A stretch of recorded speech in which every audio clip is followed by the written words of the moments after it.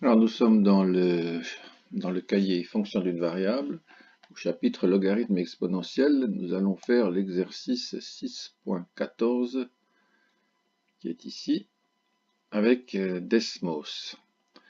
Donc l'idée de l'exercice est de regarder un petit peu à quoi ressemblent les fonctions logarithme exponentiel.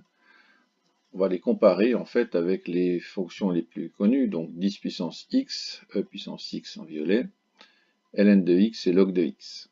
Donc on va un petit peu les modifier pour voir ce que cela change. Donc on vous propose ici ces fonctions-là. On va en fait en faire un petit peu plus en faisant modifier des paramètres avec Desmos, puisque c'est très facile à faire.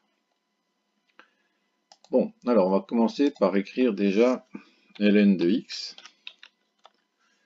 Alors voilà la fonction ln de x qu'on connaît. On peut vérifier que c'est bien la bonne.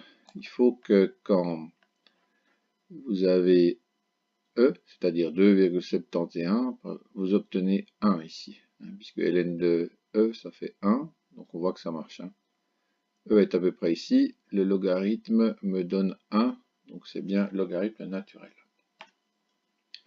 Bon, alors la première question c'était moins. Qu'est-ce qui se passe si on fait moins ln de x?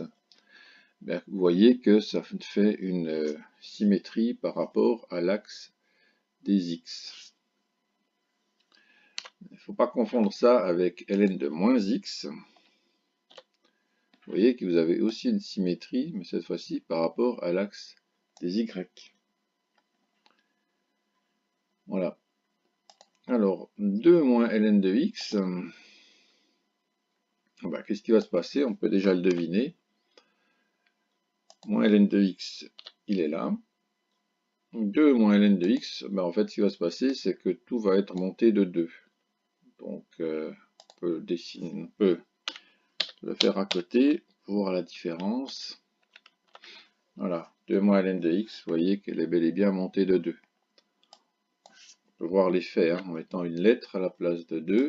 Voilà, si j'ai A ici, vous voyez que si A augmente, la courbe monte. Si A diminue, la courbe descend.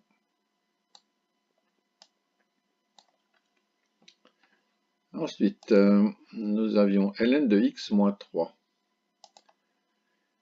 Alors, on va prendre ln de, on va mettre A moins 3, x moins 3 plutôt. X moins A. Voilà, puis on va pouvoir faire varier A comme on veut. Alors voilà, ln de x, on la reconnaît. Alors si on fait varier ici, vous voyez que cette fois-ci, ça va se déplacer vers la droite ou la gauche. Pour mieux voir, on peut réécrire ln de x ici, voilà, rouge.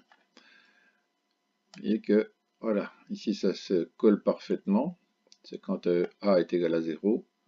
Sinon, ça fait un décalage ici vers la droite ou vers la gauche.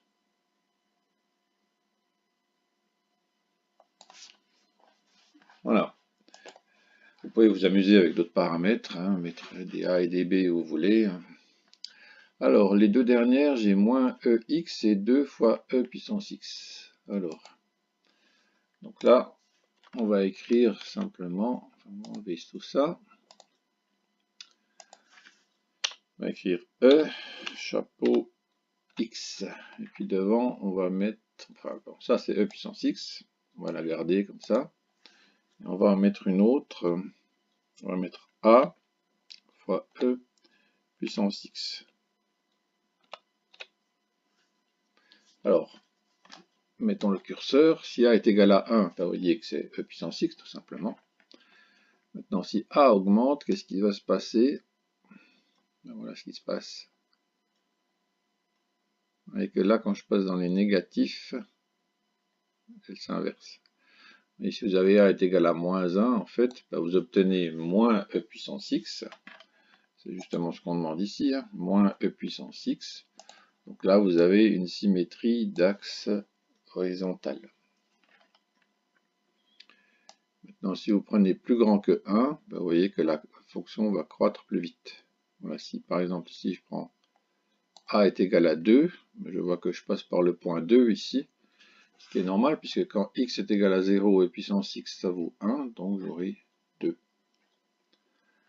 Alors, on peut se poser la question, est-ce que ça change si j'avais eu, par exemple, e puissance... Alors, je peux pas remettre a, on va mettre b, x. Donc là, en fait, c'est quoi la différence entre 2 fois e puissance x et e puissance 2x? Alors, faisons varier b pour obtenir 2 ici. Alors, vous voyez que c'est pas tout à fait la même chose, hein. Je vais mettre b est égal à 2. Voilà. Donc, elle se plie en quelque sorte. Vous voyez, déjà, on va toujours passer par le point qui est là. On va toujours passer par le point 0, 1.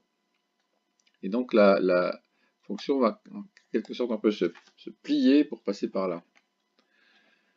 Regardez là, si je fais, hop, si je fais varier ce paramètre. Alors ici, c'est quand je passe de l'autre côté de 0. Hein. Je passe de l'autre côté de 0, vous voyez que il y a une symétrie, voilà, si je mets à moins 1, voilà. Et ici, j'ai une symétrie d'axe vertical par rapport à e puissance x qui est là. Mais toujours, elle va passer par ce point-là. Ça fait quelque chose d'assez rigolo, une espèce de... Ça fait une animation assez amusante, on dirait un petit peu un ressort, comme ça. Voilà, alors vous pouvez vous amuser autant que vous voulez avec ces fonctions hein, dans Desmos. Je vous rappelle que c'est le but, c'est très simple. Hein. Au lieu de mettre des chiffres, vous mettez des lettres. Alors, mettez des lettres différentes. Hein. Si vous aviez mis A par exemple ici, mais il aurait varié en même temps cette courbe-là et cette courbe ici.